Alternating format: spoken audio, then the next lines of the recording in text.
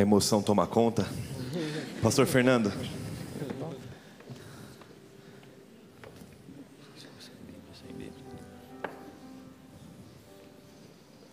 Que Deus te use mais uma vez.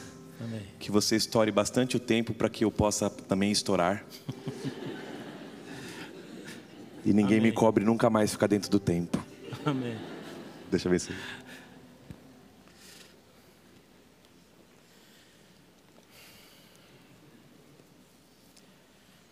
Eu falei para eles que ficar dentro do tempo aqui para mim é um esforço muito grande. A gente acostuma falar muito, né? Então vou me lembrar dos tempos de Novo Tempo, quando a gente tem que se enquadrar nas programações ao vivo e tal. Mas o que importa não é esse tempo, né? O que importa é a qualidade do tempo que a gente vai estar aqui junto. Eu sei que a gente acabou de orar, mas eu vou abrir a palavra e eu quero pedir para Deus, falar com Deus a respeito daquilo que vai ser falado. Convido você de novo a fechar os seus olhos. Deus amado, nosso Pai, obrigado, Senhor, porque o Senhor conduz a nossa vida. Obrigado porque nós estamos aqui nesse lugar, Senhor. E agora nós paramos para ouvir a sua voz. Ela vai ser falada através da minha, e apesar de quem eu sou, Senhor, fala com cada um de acordo com a sua necessidade. Toma-nos nos seus braços e fala o que nós precisamos ouvir, mais do que o que nós queremos ouvir. Obrigado por essa oportunidade. Nós oramos em nome de Jesus. Amém. Convido você a abrir sua Bíblia comigo em Marcos capítulo 2, bem o início do Evangelho de Marcos. E eu vou ler um bom trecho.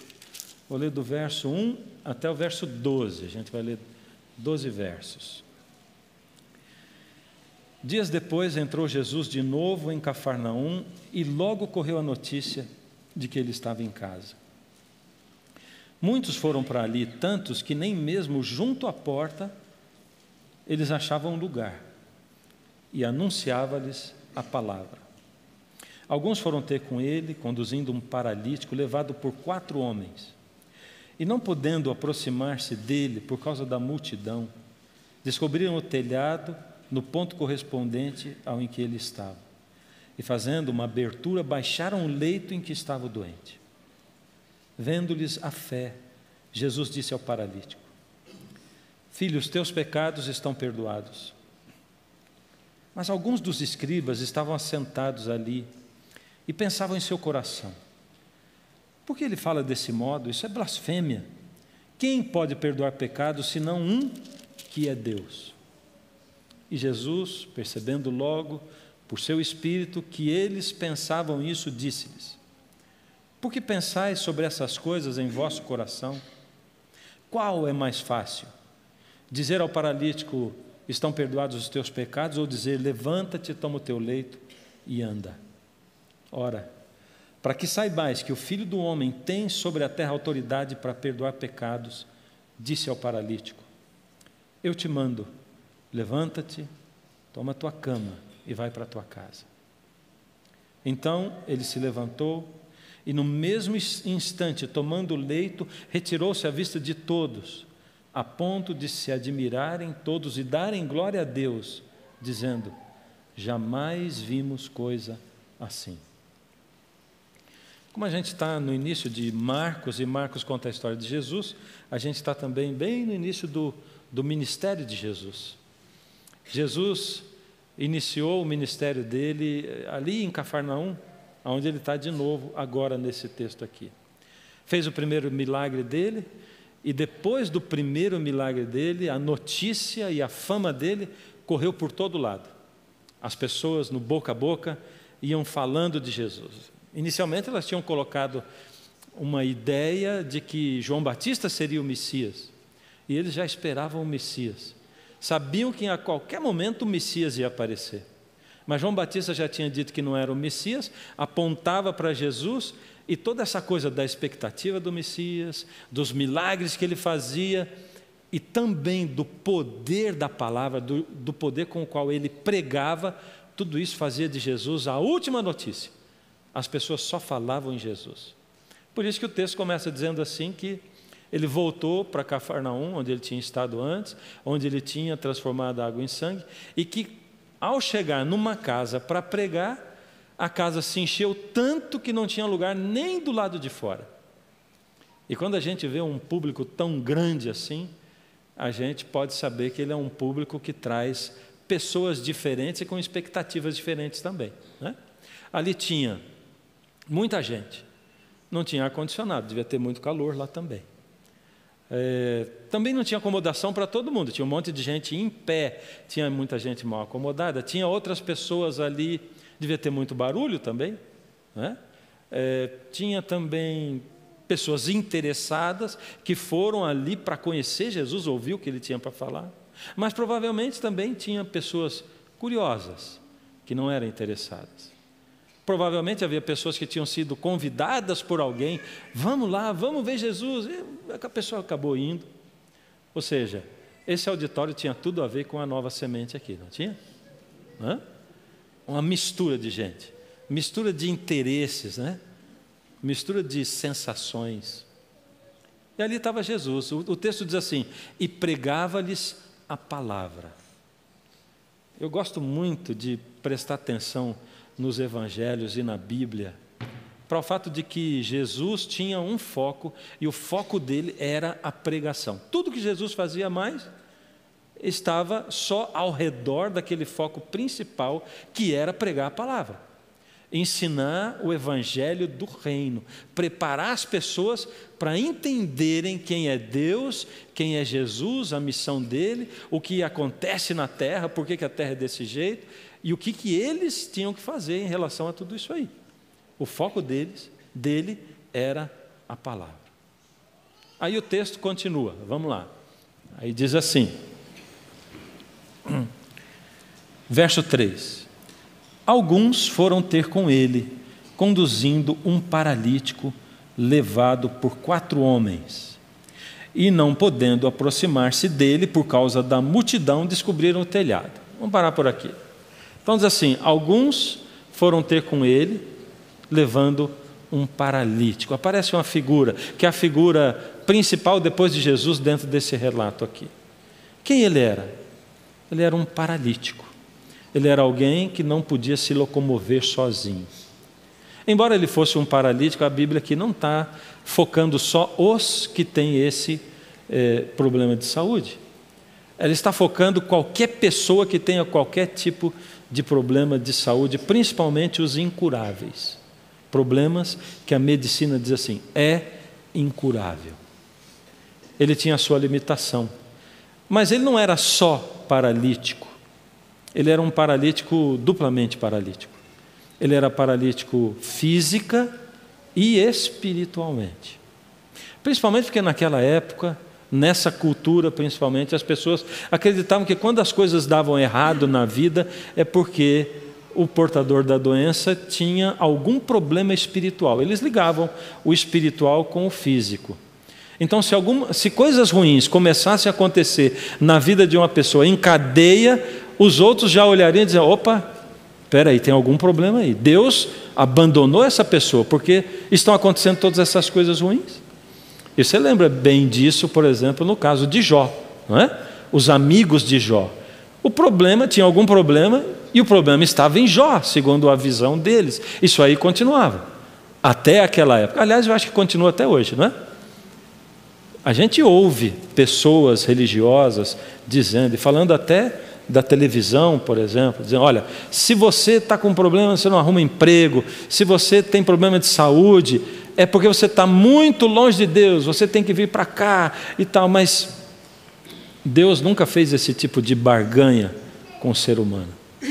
Ele nunca se propôs a abençoar quem o segue e não abençoar quem não o segue. A Bíblia é clara em dizer que o sol nasce e brilha para todas as pessoas.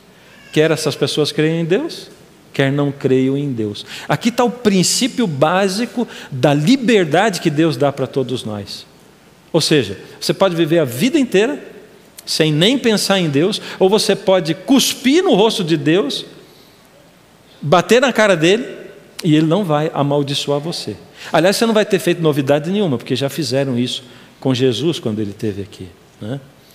Então as bênçãos de Deus não acompanham simplesmente aqueles que o seguem, e elas também não são tiradas de quem não o segue. Mas aquelas pessoas pensavam isso. Bom, se ele tem uma doença, é porque ele tem um pecado. E se ele tem uma doença incurável, é porque ele tem um pecado imperdoável. E isso estava na cabeça daquele homem. E é por isso que ele era um paralítico espiritual também. Porque ele carregava dentro dele um sentimento chamado culpa. Culpa. Já carregou isso alguma vez? Já se sentiu culpado? Dor na consciência? Sua consciência não deixa você avançar espiritualmente? Ele levava essa culpa, que acima da paralisia dele, fazia com que ele perdesse completamente a paz. Ele estava numa comunidade religiosa, o que ele mais desejava era ter Deus na vida dele, mas ele tinha o senso do imperdoável. Eu sou imperdoável. E eu estou falando isso porque a grande maioria de nós leva esse sentimento no coração, na alma, na mente. Principalmente quando a gente começa a cometer repetidamente o mesmo pecado. E a gente volta para Deus e depois se sente afastando de Deus. Muitas pessoas sentem uma culpa ainda maior, e isso inclui nós, pastores, porque a gente descobre na Bíblia que Deus, de certa forma, Ele cobra mais de quem sabe mais. E esse pensamento persegue a gente. Eu sou pastor, eu sei mais. E por que eu estou cometendo esse pecado de novo? Por que eu não me livro disso? E o senso do imperdoável esmaga a gente. O senso do imperdoável faz com que a gente não tenha mais ânimo para buscar a Deus, para orar. Não tem prazer nenhum em ler a Bíblia. Alguns, dominados pelo senso do imperdoável, continuam indo à igreja. Muitos nem à igreja vão mais. Para que eu vou continuar fazendo isso se para mim não tem perdão? Eu sou incorrigível, não tem jeito. Eu já tentei de tudo. A religião fala de uma excelência, de um crescimento espiritual, de uma transformação. Eu ouço sermões, ouço as pessoas falarem disso, ouço os pastores pregando, mas isso é uma coisa que para mim é inatingível. Como é que eu vou ficar correndo atrás de uma coisa que para mim é inatingível? Isso destruía com ele, acabava com ele. Naquele dia, ele estava em casa, quando de repente bateram a porta, ele disse: entra. 4 amigos dele, 4, olharam e disseram: e aí, o que você está fazendo? Nada, como sempre. Nós vamos contar uma novidade para você. Sabe quem está aqui em Cafarnaum de novo? Jesus. Ele já tinha ouvido falar de Jesus. Aliás, Jesus era o sonho de consumo, né, de todas as pessoas doentes. É só você começar a acompanhar a história de Jesus e você vai ver que as pessoas levavam os doentes para Jesus, para ter um encontro com Jesus, para serem curados por Ele.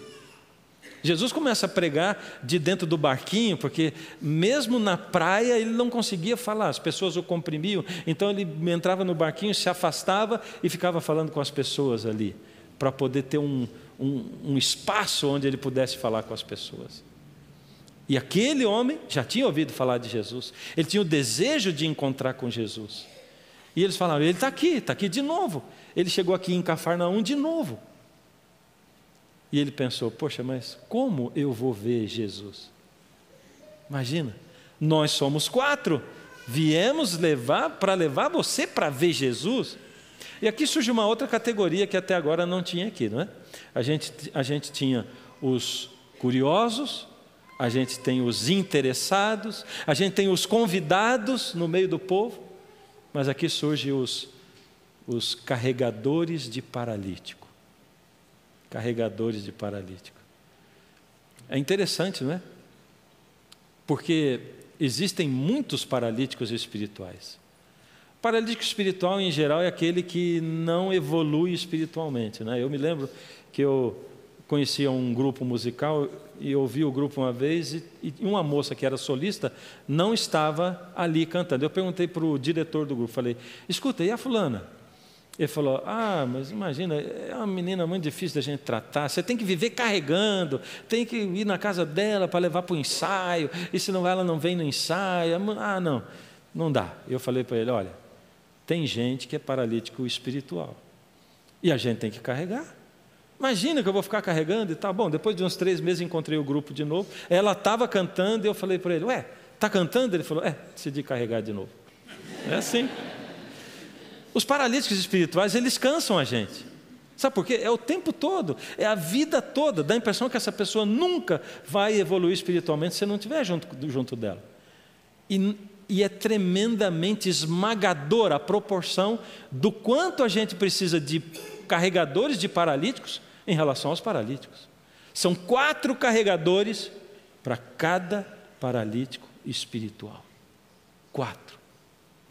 Um paralítico espiritual precisa de 4 carregadores. Porque eles têm que se revezar, eles têm que atuar junto muitas vezes, eles têm que cuidar, eles têm que dar manutenção. E, em geral, as pessoas vão desistindo de carregar um paralítico espiritual. Tem também uma outra turma, que não está exatamente nesse texto aqui, mas que eu conheci pessoalmente na minha vida, que são os carregadores do mal de paralítico. Vou contar para vocês.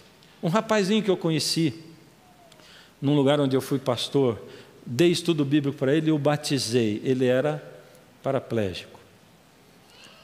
Um menino de uns 18 anos. Depois eu mudei de lá, fui pastorear em outros lugares. Depois de alguns anos, uns 3 ou 4 anos, eu voltei àquela igreja e não encontrei o rapaz lá e perguntei, mas cadê o fulano? Ele parou de vir. E eu fui visitá-lo em casa. E quando eu cheguei lá, ele estava muito diferente da pessoa que eu conheci. E eu falei, puxa, eu não encontrei você na igreja, vim te ver. Ele falou, eu não tenho ido mais à igreja. Por que você parou de ir? Pastor, eu preciso de alguém que me ajude a ir à igreja. Eu não tenho mobilidade para ir para a igreja. E as pessoas pararam de vir em casa para me levar para a igreja. Puxa, e o que você faz hoje? Eu vou te falar o que você quer ouvir, pastor. Você quer saber como eu estou espiritualmente? Eu sou dependente químico. Eu estou nas drogas. Puxa, mas como é que isso aconteceu? É porque eu tenho uns amigos que vêm aqui todo final de semana e eles me levam para a balada. E eles me apresentaram as drogas. E eu sou dependente. E aí acontece uma coisa muito triste. Porque a gente vê carregadores de paralíticos estagnados e parados, e contentes na posição que ocupam, e a gente encontra os carregadores de paralíticos do mal ativos, carregando os paralíticos físicos e espirituais para lá e para cá. E é por isso que Jesus apresenta para a gente 4 carregadores de paralítico para cada paralítico espiritual. Você pode até dizer assim, mas eu não sou líder. Como você não é líder? Você é líder. Seja do teu marido, da tua esposa, dos teus filhos, seja do teu sobrinho, seja de um amigo, seja dos teus amigos, você lidera. E nós somos responsáveis pelas pessoas a quem nós lideramos. Agora, eles chegam, os 4 carregadores de paralíticos do bem, trazendo a figura do interessado para dentro da igreja. É isso que a gente vê. 4 homens carregando um paralítico. Ele era o interessado, ele queria encontrar Jesus, ele queria ver Jesus, ele queria ouvir Jesus, porque ele pensava, bom, se ele é mesmo o Messias, ele é o Filho de Deus, e ele tem poder para perdoar pecados.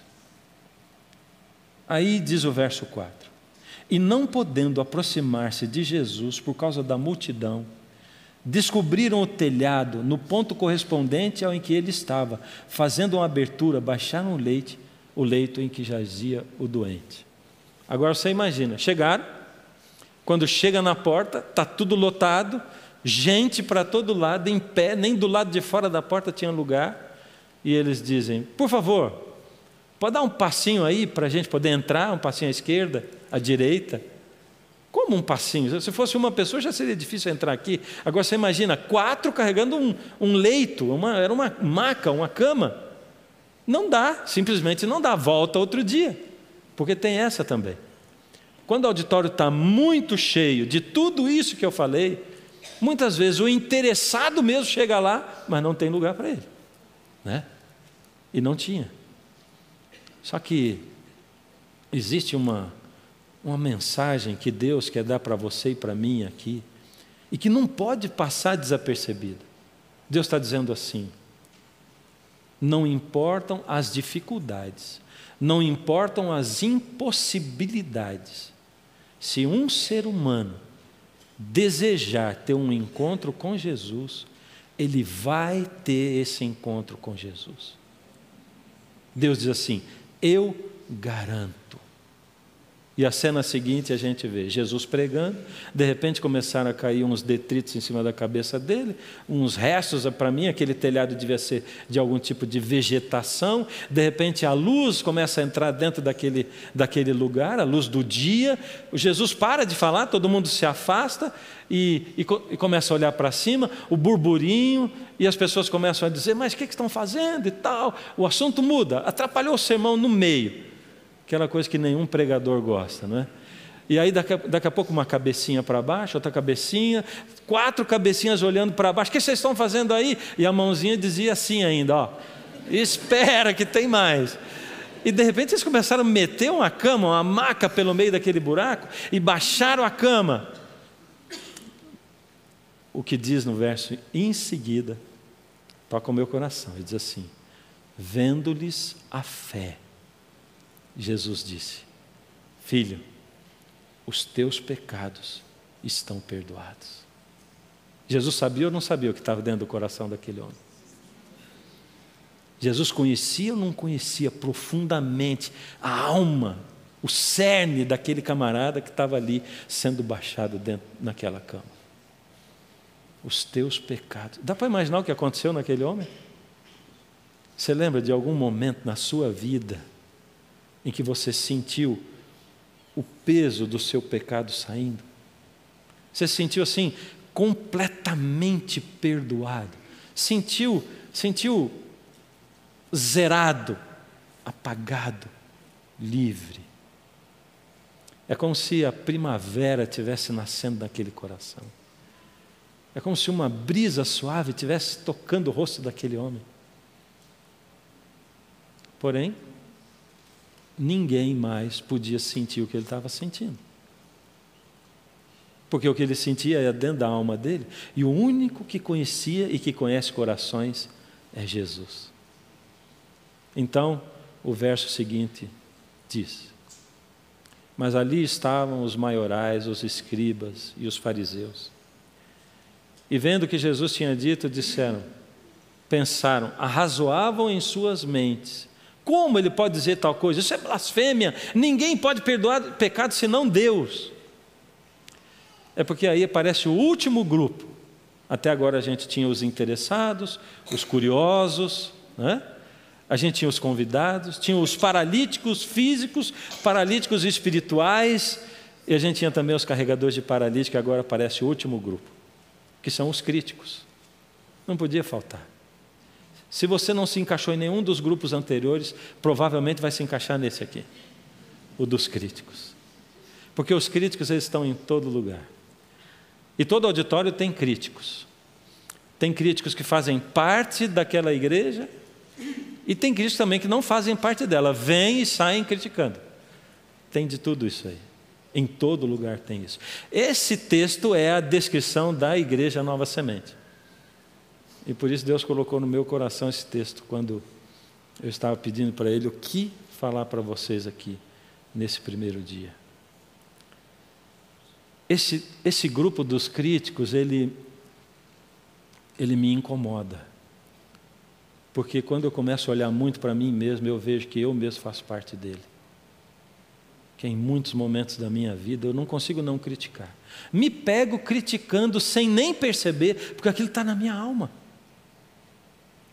Porque às vezes a gente critica o que é liberal e outros liberais criticam o que é conservador. E às vezes a gente critica sem nem perceber. Criticamos nossos filhos, criticamos nossos pais, criticamos tanta coisa. Ali tinha o grupo dos críticos. Os críticos, eles são terríveis. A Bíblia diz assim que eles pensaram, quem é ele? Porque os críticos, em geral, eles também não são leais, eles são desleais, porque eles não falam, eles pensam. Eles falam depois, nas costas. E é o que eles iam fazer. Enquanto eles viram, presenciaram, Jesus na frente dele, eles só não sabiam que eles estavam diante de um que sabe ler pensamentos e corações. E é por isso que muitas vezes a gente vem na igreja e de repente você veio convidado por um amigo e o pastor começa a falar, e eu já vi algumas pessoas que na saída o amigo fala assim: nossa, meu amigo perguntou para mim se eu contei a vida dele para o senhor. Por que diz que o senhor falou a vida dele? Mas vou contar um segredo para vocês. Inúmeras vezes já preguei um sermão e quando chegou na saída, um diz assim: nossa, obrigado, eu precisava de um sermão para a família. Outro diz: olha, eu precisava de um sermão sobre perdão. Eu precisava de um... Cada um fala um assunto. Então, ou ninguém entendeu o que eu estava pregando, ou tinha Deus traduzindo para a necessidade de cada um. E é assim que Deus faz. E eu cheguei à conclusão que eu posso pregar o que eu quiser, porque Deus vai traduzir. Ele vai traduzir. Ele vai chegar em você, porque Ele é aquele que lê pensamentos, lê mentes, lê coração. É aquele que acompanha você. Você não vem aqui à igreja para se encontrar com Deus sábado. Ele já está com você durante a semana. Você traz Deus para cá. Eu não sei se a gente pode fazer isso. A gente não leva Deus para lá e para cá. Mas Deus nos eleva todos para pertinho dele. É que quando a gente encontra Deus e nós estamos junto com outras pessoas, tem um outro sabor, não tem? Cantar sozinho tem um sabor, agora cantar junto tem outro sabor. Louvar junto tem um outro sabor. E o que me deixa mais assim... Eu já senti até um certo ranço de ler esse texto. Porque eu descobri que Jesus ama até os críticos. E é duro. Porque não é bom ser criticado, né? Não é fácil ser criticado. E a internet hoje dá voz a qualquer pessoa, né? Pode ser até um maluco lá, mas ele colocou na internet, ninguém sabe quem é. E as pessoas se sentem poderosas, né?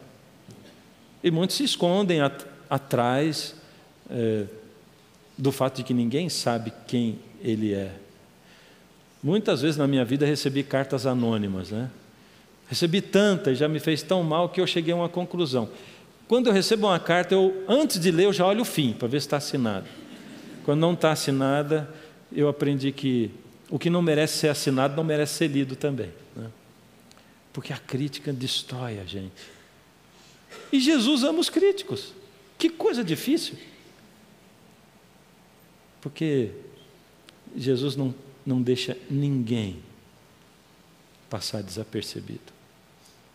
Não interessa o pecado que você tem, não interessa a profundidade na qual você entrou com esse pecado, não interessa a distância que você percorreu, não interessa a visão que você tem de você mesmo, o quanto você já se desanimou de si mesmo, da sua falta de espiritualidade. Não interessa nada disso. Jesus olha para você com os olhos dele, de Jesus. E Ele ama você. E por isso Ele vai tentar alcançar você de qualquer jeito. E aí Jesus disse: por que vocês estão pensando essas coisas na mente de vocês e no coração de vocês? Interessante, né? Eles tinham dito assim: quem é Ele para fazer essa coisa? Só Deus tem autoridade para perdoar pecados. Acho que só Deus tem autoridade para ler mentes e corações também. Por que vocês estão pensando essas coisas? O que é mais fácil eu dizer? Levanta, toma a tua cama e anda, ou os teus pecados estão perdoados? E agora, Jesus diz mais uma vez, aqui ele veio. O mais importante disso aqui não é o milagre. Jesus deixa claro isso. Nenhum dos milagres que Jesus fez foi o que teve mais importância. Os milagres chamavam a atenção para aquilo que Jesus queria dizer, porque Ele queria que a gente entendesse, e ainda quer que nós entendamos hoje. Ora, para que vocês saibam que eu tenho autoridade sobre a terra para perdoar pecados, eu digo ao paralítico: levanta, toma a tua cama e anda. Pergunta para você: se Jesus só tivesse perdoado aquele homem e não o tivesse curado, e os 4 carregadores tivessem voltado para casa levando aquele homem na maca só com os pecados perdoados, pergunta para você agora: você acha que ele seria feliz mesmo assim? Sim ou não? Gostei da resposta. Sim, sim. Porque senão a gente estaria condenando qualquer pessoa que tem uma doença incurável a ser infeliz o resto da vida. Aliás, essa é a essência do Evangelho. É isso que Jesus está tentando dizer para nós todo dia. Você tem limitações, você pode ser feliz acima disso. Você é doente, é incurável, você pode ser feliz acima disso. A pessoa que você mais ama passa por problemas terríveis, você pode ser feliz acima disso, e ela também.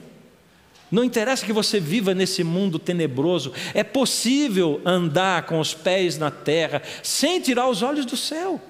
É possível, é isso que eu quero trazer para você. Por isso Jesus diz assim: eu deixo para vocês a paz, a minha paz é uma paz diferente do que qualquer outra coisa no mundo pode dar. Mas Jesus só fez aquele milagre, primeiro, porque Ele podia fazer e amava o paralítico. Segundo, porque Ele queria alcançar os críticos. Ele amava aqueles críticos e Ele queria causar um efeito no coração deles. E aquele homem, o imperdoável, agora perdoado, se tornou o incurável, que agora havia sido curado também. Eu não sei em qual grupo você se encaixa. De repente, em 1, 2 grupos, né? Quem sabe, quase todos eles. Mas eu quero falar com você hoje que se sente imperdoável. Se tem uma coisa que o inimigo das almas procura fazer, é colocar na sua mente, no seu coração, que para você não tem jeito. Que os alvos que a Bíblia oferece para a gente de transformação e crescimento espirituais são inatingíveis. E eu quero compartilhar com você uma historinha. Eu era pastor no interior de São Paulo, em São Carlos. Foi logo depois que eu saí do Quarteto Arautos do Rei. E eu fui num acampamento com uma das minhas igrejas. Eu tinha 8 igrejas, fui com uma delas. E logo quando eu cheguei na 6ª noite, me chamaram e disseram: pastor, o Mateus está sentado ali à beira da piscina, inconsolável. Só chora, não quer falar com ninguém. Vai lá falar com ele. Já estava de noitinha, fui ali na beira da piscina, sentei do lado do Mateus. Por que você está chorando, Mateus? Pastor, eu sou muito pecador. Eu sinto que para mim não tem perdão. Eu sou muito pecador. O Mateus tinha 8 anos de idade. E ele era muito pecador. Sabe por que eu gostei desse riso que vocês deram? Porque é exatamente isso que Deus faz quando você diz para Ele que você é muito pecador. É assim que Ele olha. Muito pecador. Então eu sou muito perdoador. Eu alcanço você onde você estiver. Seja a distância qual for, a profundidade qual for, nada pode nos separar do amor de Deus. Nada. Então, essa manhã, você veio aqui a esse lugar. Você que está assistindo o vídeo, acessou esse vídeo, só para que Deus pudesse ter a oportunidade de dizer para você assim, sabe? Filho, se você se sente muito pecador, eu sou muito perdoador. Você para mim é uma criança. E o que você faz é tão relevante quanto os pecados que o Mateus tinha, sabe? Então, é só você querer. E eu estou disponível para você. Sabe, queridos, não tem nada mais importante do que eu descobrir na minha vida que eu jamais vou andar sozinho nessa vida. E que jamais Deus vai me proibir de ter uma segunda chance, uma terceira chance, uma 10ª chance. Esse é o meu Deus, esse é o seu Deus. Esse é o Senhor Jesus, aquele que se tornou homem para saber como é que é ser um ser humano. Você precisa desse perdão? Precisa que Jesus alcance você? Precisa dessa renovação na sua vida? Precisa de ter de novo recolocado no centro da sua alma essa esperança renovada? Eu vou convidar você para fechar os olhos comigo e a gente vai orar. Deus amado, a gente chega diante do Senhor orando em nome do Senhor Jesus. Ele é o Todo-Poderoso. E Ele é também o humilde que se transformou num ser humano para viver como a gente vive. Nós queremos colocar diante do Senhor, Pai, aquilo que nós somos. Somos nada, pecadores, apartados do Senhor. Mas, Senhor, nós precisamos, olhamos para o Senhor como quem precisa daquela mão maravilhosa do Senhor Jesus que é estendida e diz: filho, os teus pecados estão perdoados. Nós precisamos, Senhor, que o Senhor Jesus exerça toda essa autoridade que foi dada a Ele. Alcança aqueles, Pai, que já estão apartados do Senhor há muito tempo e se sentem inatingíveis. Alcança, Pai, aquele que todo dia fica remoendo erros que cometeu lá atrás e que acha que são imperdoáveis. Alcança, Pai, aqueles que vivem pecando o mesmo pecado e que se acham impotentes espiritualmente. Nós queremos nos unir ao pé da cruz aqui e dizer para o Senhor: nós aceitamos o perdão. Tira de nós, Senhor, essa culpa e nos dá a paz que só o Senhor Jesus pode nos dar. Em nome de Jesus. Amém.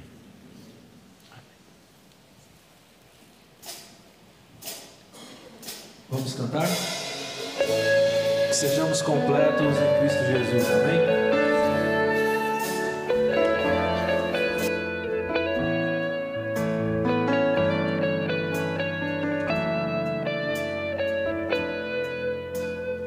Eu estou aqui, transforma meu viver, meu coração, te entrego sem temer, eu te agradeço por teu infinito amor que limpa meu ser.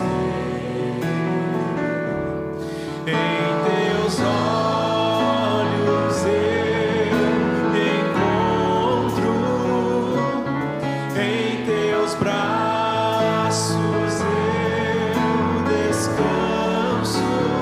Toca em mim e derrama a tua paz, a tua graça me satisfaz.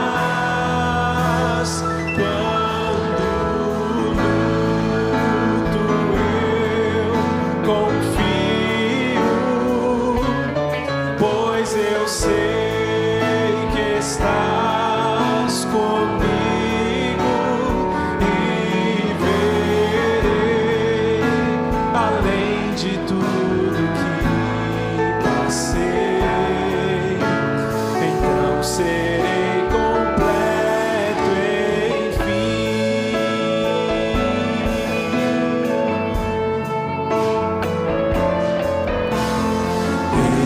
Eu estou aqui, transforma meu viver, meu coração, te entrego sem temer. Eu te agradeço por teu infinito amor que limpa meu ser. Em teus olhos eu me encontro, em teus braços eu descanso. Toca em mim e derrama a tua paz, a tua graça me satisfaz. Quando luto eu confio, pois eu sei que estás